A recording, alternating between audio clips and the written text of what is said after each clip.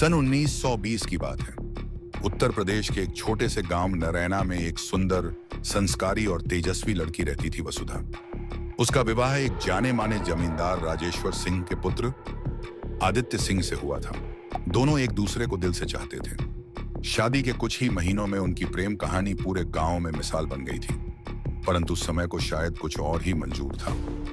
एक दिन जब आदित्य जंगल में शिकार पर गया तो उसकी संदिग्ध परिस्थितियों में मृत्यु हो गई। कुछ लोगों का मानना था कि यह कोई दुर्घटना नहीं थी, बल्कि हत्या थी। वसुधा इस सदमे को बर्दाश्त नहीं कर सकी और धीरे धीरे मानसिक रूप से टूटने लगी। एक रात उसने हवेली की सबसे ऊंची छत से कूदकर अपनी जान दे दी। मरते समय उसके होंठों पर एक ही शब्द था, मैं वापस आऊंगी। दिल्ली के एक साधारण परिवार में जन्मी नेहा एक तेज, आधुनिक और महत्वाकांक्षी लड़की थी। 23 वर्ष की नेहा को बचपन से ही अजीब अजीब सपने आते थे। पुराने जमाने की हवेली, लाल चुनर में लिपटी एक स्त्री बेहद थी जो जंगल में खून से लथपथ पड़ा होता।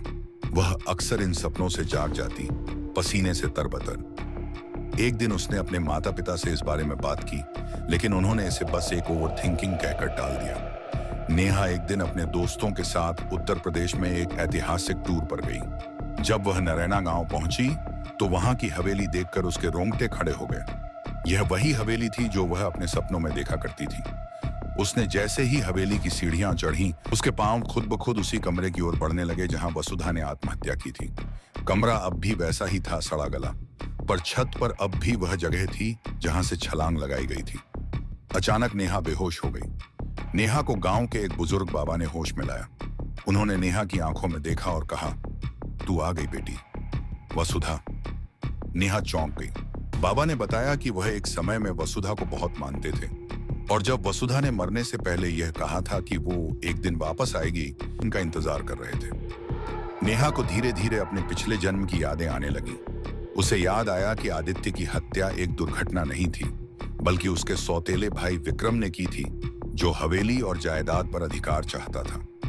नेहा ने बाबा की मदद से हवेली की पुरानी तिजोरी से वो सबूत निकाले जो विक्रम की साजिश को उजागर करते थे। पुरानी चिट्ठियां, हथियार और आदित्य की हत्या की योजना।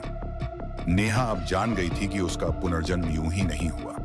वो इसलिए लौटी थी ताकि अपने प्रेमी आदित्य को न्याय दिला सके और उस अधूरी कहानी को पूरा कर सके। उसने सबूतों को मीडिया तक पहुंचाया और एक डॉक्यूमेंट्री बनवाई जिसमें हवेली, वसुधा की मौत और आदित्य की हत्या की सच्चाई दिखाई गई। यह वीडियो वायरल हो गया। सरकार ने उस हवेली को एक ऐतिहासिक धरोहर घोषित कर दिया और आदित्य सिंह को आधिकारिक रूप से सम्मानित किया गया। उस रात नेहा फिर से उसी हवेली के कमरे में गई जहां वसुधा ने प्राण त्यागे थे। अब की बार वह कूदने नहीं गई थी, बल्कि आदित्य की पुरानी तस्वीर के सामने बैठकर आंखें बंद कर ली। अचानक कमरे में ठंडी हवा चलने लगी। उसने अपनी आंखें खोली तो देखा, न्याय पाया और आत्मा को शांति मिली।